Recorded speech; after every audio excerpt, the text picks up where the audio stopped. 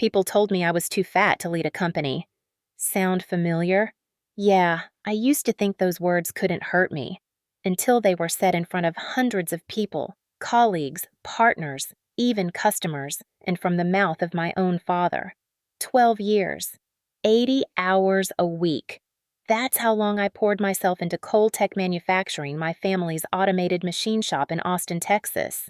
When I joined, the company was nearly bankrupt, drowning in debt. I ate lunch out of a cup of instant noodles at my desk, and calls with customers stretched into the night. I remember missing my best friend's wedding. I also missed my own birthday every year. Instead, I was at the factory checking the assembly line, signing permits, and convincing every client that ColeTech could do what even the industry giants couldn't. My father, Richard Cole, once dreamed of seeing the ColeTech logo on every manufacturing magazine, and I made that dream a reality. Big contracts, new clients, the company expanding across the United States. All thanks to my hard work. To my father, it seemed like I never escaped the image of his high school daughter, Chubby, always wearing baggy clothes and always trying to stand in the corner during family photos. He never said it to me.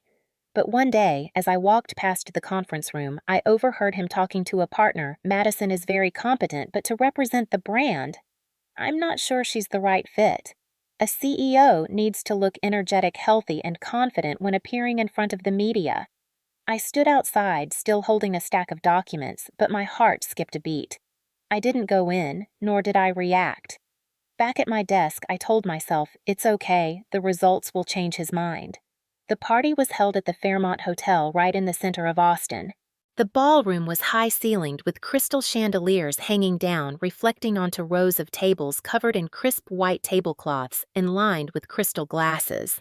From the bar, the scent of red wine and champagne mingled with the aroma of grilled beef and pan-seared salmon, creating an atmosphere that was both elegant and intoxicating. I arrived early to check on some last-minute preparations, as even though it was a celebratory occasion, I wanted everything to be perfect. I chose a dark blue dress that fell just below the knee, made of soft fabric with a subtle V neckline. I knew this color would photograph better than brighter tones and also make me feel more confident about my figure. I wasn't trying to show off, but I didn't want to hide either. When I walked in, I felt a few eyes linger longer than usual. It wasn't exactly staring, but it was enough for me to feel like I was being judged. Some people smiled politely, while others glanced and whispered. From a table near the window, I heard a soft female voice that was loud enough to reach my ears. I wish she had chosen a darker color. The cameras won't spare her tonight. The laughter that followed was quick, like the clinking of glasses. I walked by, pretending not to hear. Over the past 12 years, I had become accustomed to such remarks. But tonight, in the middle of a large party, they struck me deeper than I expected. The music stopped signaling the start of the speeches. My father stepped up to the podium, microphone in hand, his voice clear and loud, every word amplified by the sound system, thanking partners, acknowledging the efforts of employees, recounting the company's journey from a small workshop to a $50 million contract. I stood beside him, smiling and nodding. In my mind, I saw the familiar faces below the team of engineers I had worked with for months to meet deadlines, the production department that had endured unpaid overtime shifts, and the sales team who had knocked on the doors of every difficult client. I wanted to believe that they all knew I had contributed to this achievement. Then my father changed the subject. His voice becoming more excited. ColeTech is entering a new chapter. I will be stepping down as CEO, and the position of CEO will go to Logan Cole. Applause erupted immediately. Logan, my younger brother, stood up from the front table, adjusted his red tie, and smiled confidently. He had only been with the company for 4 years, had never worked night shifts in the factory like I had, and had messed up a few big contracts that took me weeks to fix. I clapped anyway. But my heart was beating faster. It wasn't because Logan had been chosen. I had always expected to have to compete. It was because I felt that the real reason had not been stated. And then it came. We need a young, energetic, healthy image to represent ColeTech to the media and our customers. The room fell silent for a second. At the table below, I caught someone nodding to their friend, and then they both glanced at me. One smiled, the other whispered something I couldn't hear, but it was enough to guess that they weren't discussing business strategy. My father continued talking, but to me, all the sounds were muffled. He didn't need to say it directly. His last sentence was clear enough in his eyes, and perhaps in the eyes of many others, I didn't fit the mold to be CEO. When the party ended, Logan was surrounded by congratulations. A few people came up to shake my hand, saying, "Don't be sad, and Mr. Richard just wants to change the company's image." I nodded, thanked them, and said nothing more. The fewer words I spoke, the calmer I felt. After that party, I didn't quit my job. Some people thought I would be furious, slam the door, and hand in my resignation the next morning. But I didn't. I still arrived at the office at 7:30 a.m., sat at my familiar desk by the window on the 18th floor, and signed off on each production item and weekly report. I kept my position as COO Chief Operating Officer as if nothing had changed. But in my mind, I started counting down the days. ColeTech operates on a single platform, ColeCore, a software system I designed from the days when the company was struggling. It controls everything: production lines, raw material, warehouses, order management, maintenance schedules. Without ColeCore, the entire factory would be nothing more than a pile of lifeless metal. And what few people here know, the copyright for ColeCore belongs to me, not the company. I began preparing quietly. Every morning before the office got busy, I would boot up the backup server, download each piece of source code, each design file, and the latest updates.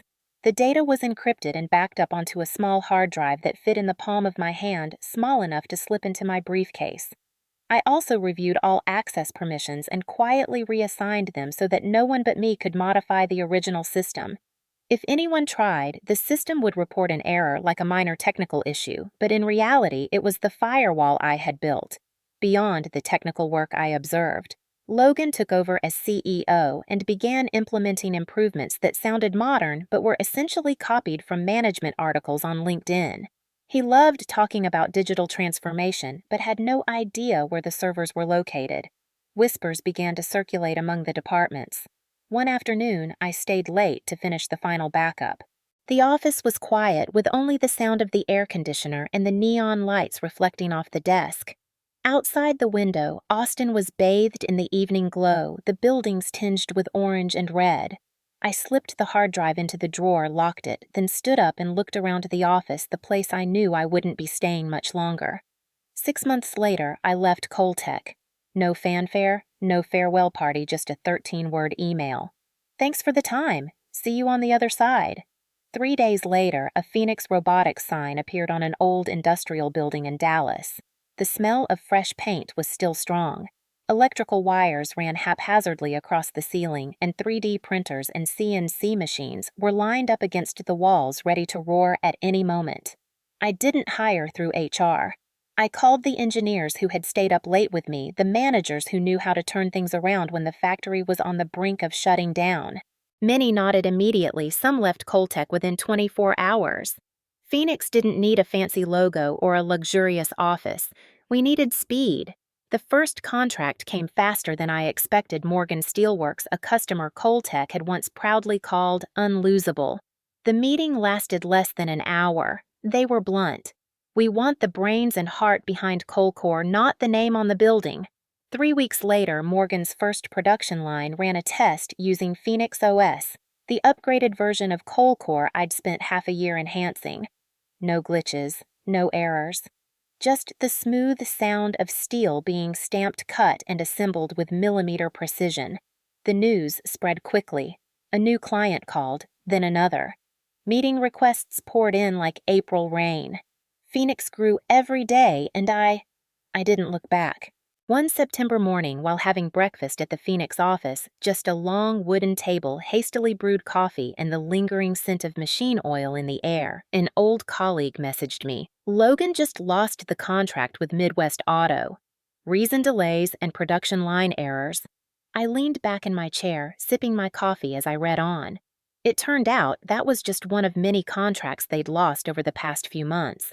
Projects that had once run smoothly were now stalled due to technical issues and lack of suitable staff. From afar, I had noticed the signs. Logan had started changing how they operated, introducing new management software that no one had the patience to learn. Some senior engineers left. The new hires didn't understand ColeCore, the system they were using every day. Then, what I knew would happen eventually did. The ColeCore license expired. ColeTech was still running on it, but we no longer had access to updates or maintenance. With a system that controlled the entire production line, it was like driving a long distance without changing the oil. Eventually, the engine would seize up. That afternoon, my phone vibrated. The screen displayed Logan's name. I let it ring once before answering. His voice was subdued. Gone was the confidence he had when he took over as CEO. Maddie, we need to talk. I didn't meet Logan. I didn't sit down at some fancy coffee shop to listen to him talk about keeping the family together or working through this together. I just sent an email.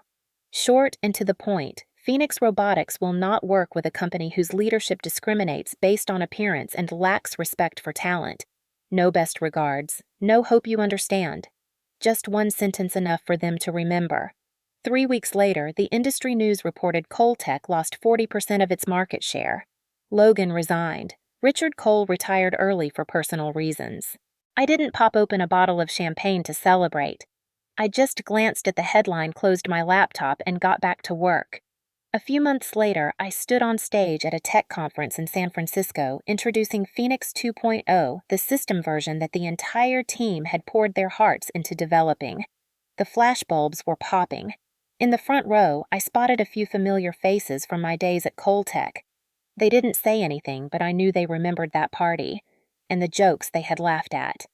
I smiled. This time, it wasn't to hide anything. It was a genuine, relieved smile. They used to call me too fat to lead. Now they had to witness me doing something they never imagined. The story isn't over yet, but for me, the best part isn't that they failed. The best part is that I built something of my own.